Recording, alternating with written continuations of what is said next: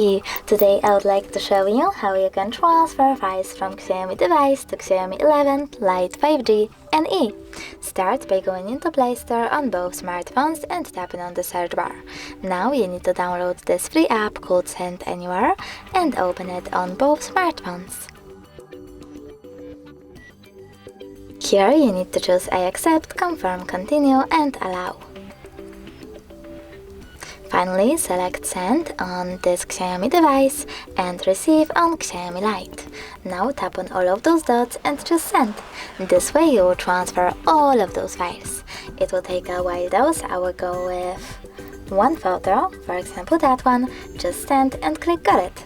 Over here we have the connection ways.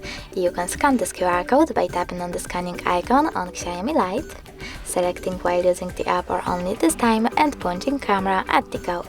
But we can also just input this key and tap on Receive. Now we wait, and as you can see, my photo was successfully sent.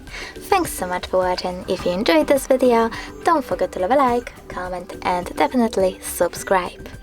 Bye!